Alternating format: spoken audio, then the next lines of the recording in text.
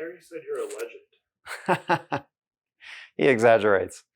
No, I think I've just been here longer than anyone else. So, yeah, riding it out to the bitter end. No, I wouldn't call myself a legend. I've just been doing this a really long time. I'd like to think I'm good at it, but anyway, I do enjoy it.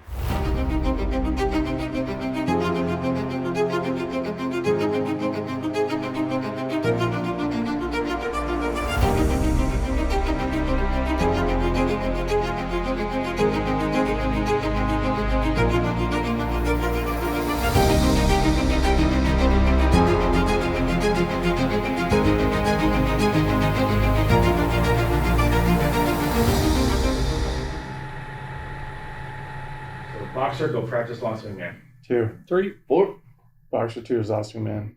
Box 3 is long swing. Box 4 is visual. Box 3. Major Harry Stell of the 96th Flying Training Squadron is briefing pilots before a historic four-ship formation flight. The flight's 8 instructor pilots combined for over 33,000 hours in the cockpit.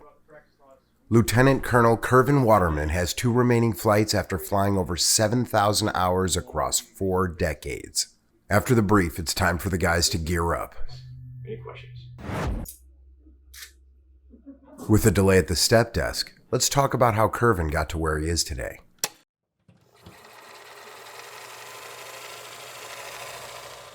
The lumberjack from rural America goes by the call sign Swervin. It's a name he picked up in the 1980s. Actually, I've been swerving since I was learning how to drive in high school. Was horsing around and swerving back and forth, and one of the passengers in my car noted that it rhymed, and so I was swerving Kervin ever since.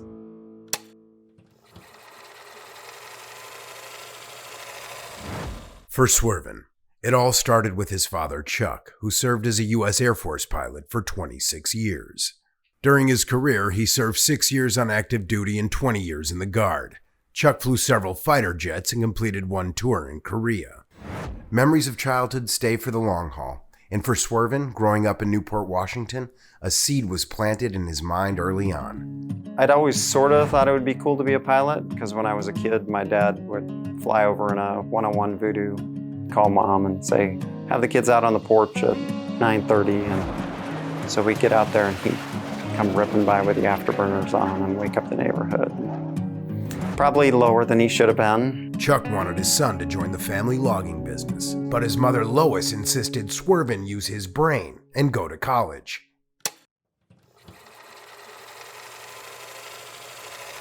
In 1984, Swervin graduated high school and enrolled at the Rose-Hulman Institute of Technology on an Air Force ROTC scholarship. At the end of his sophomore year, a pilot slot opened up and the raw and ready recruit jumped at the opportunity.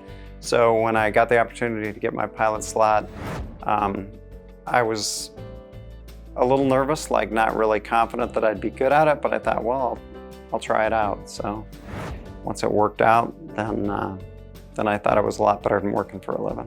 In 1988, Swervin followed his father into the air when he was commissioned as an active duty second lieutenant. At the end of 1989, he finished pilot training and stayed on as a T-38 first assignment instructor pilot at Williams Air Force Base in Phoenix, Arizona.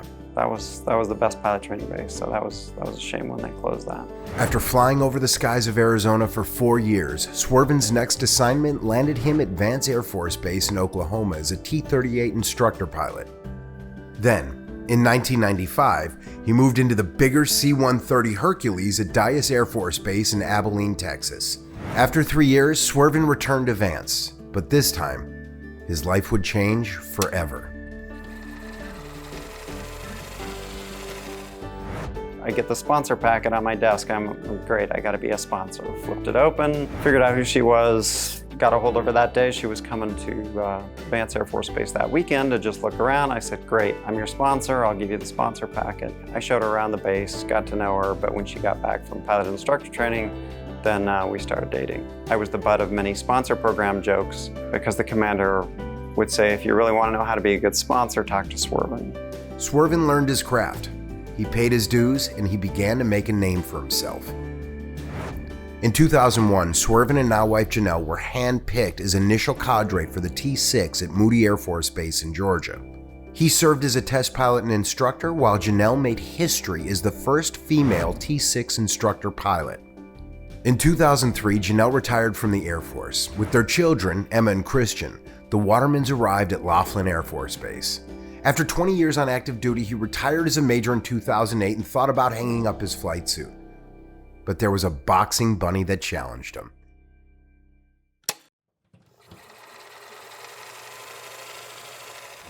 Got in the 96th because I had flown with the guys there and kind of had a rapport with them, so I felt it was pretty easy to get into that unit, and they promoted me, so I kept on doing it.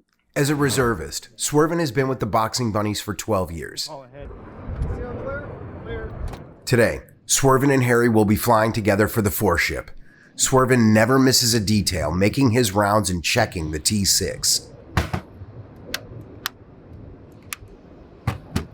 Everything checks out, he sits down, straps in.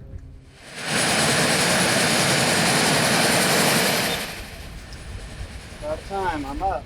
The 4-ship gets underway.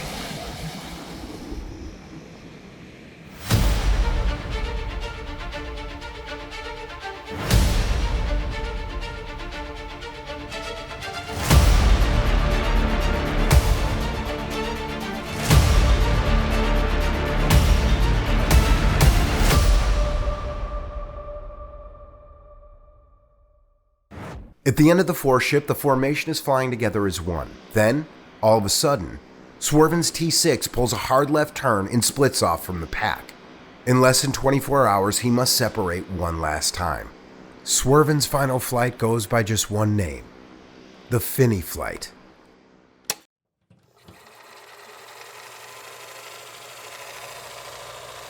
In the early morning, he arrives for his last day in uniform. No hurry. I was slow rolling the showing up to work today, delaying the inevitable anyway. The clock is ticking on his 33-year career. It's been 12 years since Swervin joined the 96th. Lieutenant Colonel William Bubba Pope wonders why he's continued to serve. Swervin voluntarily gives up his time and livelihood to come to Del Rio, Texas, to fly. And I have to ask, why does Swervin do that? It's not for the paycheck. It's not for the commute. It's definitely for the people. Well, I always figured I would keep doing it as long as I was having fun, and I never quit having fun, so I'm still doing it. It's his insatiable desire and passion to teach, train, equip, mold, inspire the next generation of air power, and his love, unbridled passion for flying. For Harry, Swervin represents the old guard. Works. From the old school, the old crowd, the legacy guys, just kind of a different breed. He's kind of helped me from when I first showed up to not really know anything to kind of be the instructor that I am now. Test pilots know about Chuck Yeager, and for the 96, it's Swervin. He's the guy that, you think of the 96 and you think of someone that epitomizes what we do and what we know, it's Swervin, without question. The Finney Flight is finally here. I might actually just be a passenger on my last landing, just enjoying it instead of actually flying, but we'll see. I haven't decided yet. He walks to the flight line for the last time and decides he's flying in his final flight. Swervin prepares for his last Air Force takeoff.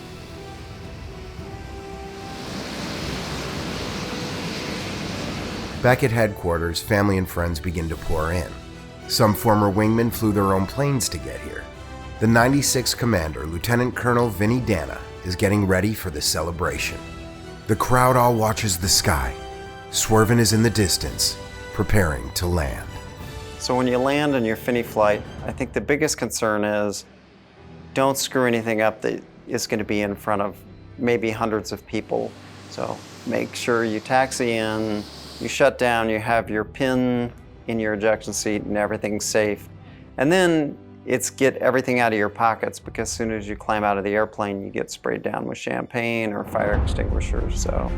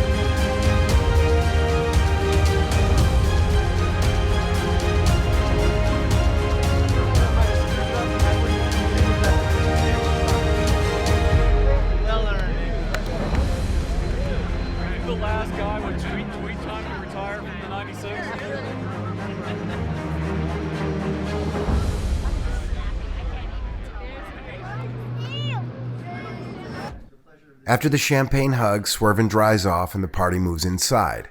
Vinny shares the Swervin myth of being a lumberjack wearing flannel. Then, he gives Swervin the floor. I am not going to get emotional here. 12 years of Texas vacations finally coming to an end. Y'all put up with it. Thank you. You're all getting acquainted with the Texas tornado here. Thanks for all you do. This has been the greatest squadron. All the Randolph folks and then all the former bunnies. That's all I got.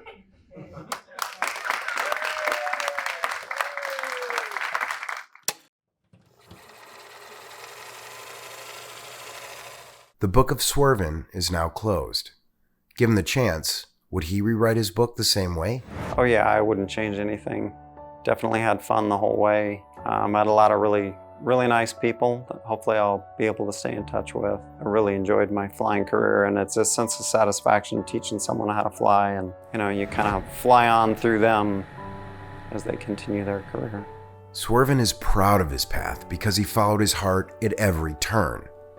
There's a career path where you need to do all these things and fill all these squares, but that's not necessarily for everyone. So sometimes you just gotta go with your heart and what you want to do, and all I ever wanted to do was fly airplanes. So once I started flying, I didn't know when I was a kid, but once I figured out that's what I wanted to do, I really didn't want to go do a desk job or go to the Pentagon or do a staff tour. So I don't think there's anything wrong with just flying airplanes until they tell you can't fly airplanes anymore, and then figure out what you're going to do when you grow up. So what's next for Swervin as he grows up? I think I'm gonna move on to gardening. A little slower pace. Still very satisfying growing something.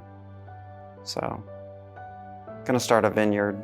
We have basically a berry orchard, a garden with a bunch of berries in it, and I want to expand the scale and make my own berry wines.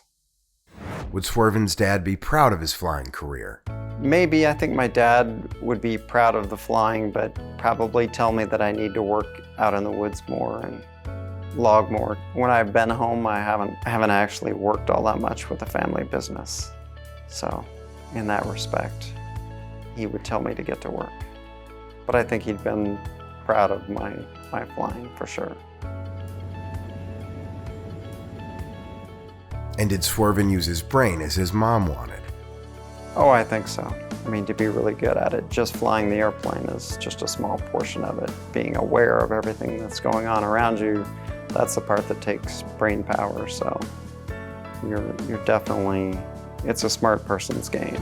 As Swervin walks away from his 33-year career and heads back home to Washington, one thing is clear. To the 96, Swervin is a legend.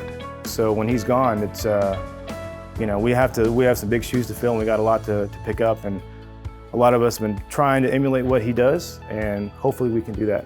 It's someone who we welcome on our team, we love, and we want to model our 96 Box and Bunny family after the Swervin ethos. Swervin and his family punch the address into their GPS for the 2,200-mile journey back home. At some point, all good things come to an end, but I will definitely miss it. So, but I also feel like I've accomplished a lot, so it might be time to go. So I'll be sad and I'll miss it, but I think I'll be fine. I'll look back fondly on it, but I won't have a burning desire to have to go back and do it again.